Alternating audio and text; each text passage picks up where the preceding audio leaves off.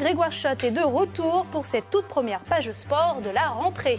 Et pour cette reprise, Laurence, nous sommes allés à la rencontre d'un triathlète malvoyant. Avec son guide, il participe la semaine prochaine au championnat du monde de la spécialité. Ça se passera donc à Londres et c'est une belle aventure à découvrir donc tout à l'heure dans ce journal. Merci beaucoup Grégoire et à tout à l'heure pour notre chronique sport.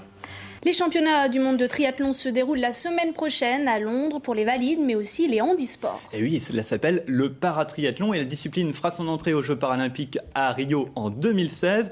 Nous avons rencontré l'un de ses adeptes dans la région. Arnaud Savio est malvoyant. Il s'entraîne et dispute les compétitions avec un guide. Et dans son travail, comme dans son sport, eh bien, tout est une affaire d'équipe. C'est le premier Zoom Sport de la saison avec des images d'Isabelle Griffon et un montage de Véronique Brice.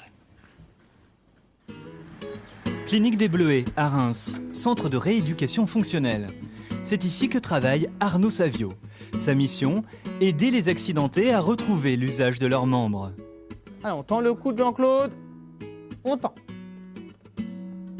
Et on plie. Le kiné mène son activité normalement. Depuis son enfance, il souffre pourtant d'une forte déficience visuelle. Cela ne l'empêche pas de servir de guide à ses patients. Bien le ballon du bras, Jean-Claude. Bon équilibre.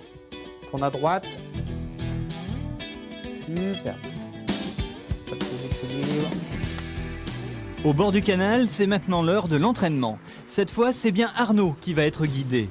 Un rôle dévolu à Julien qui vient de le rejoindre. Ensemble, ils vont d'abord nager, mais avant de se jeter à l'eau, il y a une règle essentielle.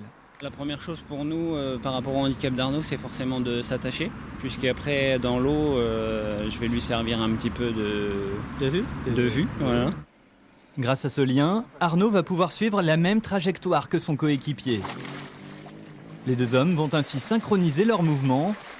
Aujourd'hui, ils ont trouvé leur repère, mais il aura fallu du temps. Je vois vraiment pas grand chose, mais dans l'eau je vois vraiment rien. À part un tout petit ombrage de Julien quand il y a le soleil qui veut bien donner dans l'eau. Mais donc faut vraiment que je sois concentré de une dans mon geste sportif et puis dans deux le rapport du lien, quoi. Un geste à l'approche d'un obstacle, voilà comment Julien oriente son partenaire. Durant un triathlon, c'est lui qui imprime le rythme, notamment lors de l'épreuve cycliste disputée sur un tandem. Parfois, Julien doit aussi remonter le moral un peu fragile de son ami. Après une première expérience commune en aviron, une relation particulière s'est donc nouée entre les deux athlètes.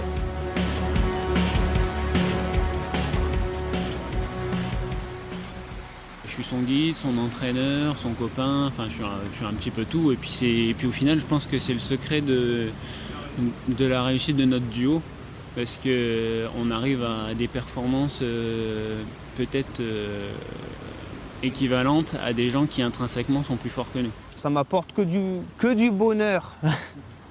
En globalité, pas tous les jours, mais dans la globalité, c'est que du bonheur. 750 mètres de natation, 22 km de vélo et pour finir, 5 km en courant. C'est le programme des mondiaux que les Dorémois aimeraient boucler en 1h10, même si le premier objectif, c'est se faire plaisir sportivement, voir déjà où on va en être au niveau international, parce qu'on va avoir déjà une petite idée de ce qu'on vaut. Et puis après, voilà, tout est possible. Quant à l'échéance olympique, Arnaud et Julien n'y pensent pas encore. 2016, c'est trop loin.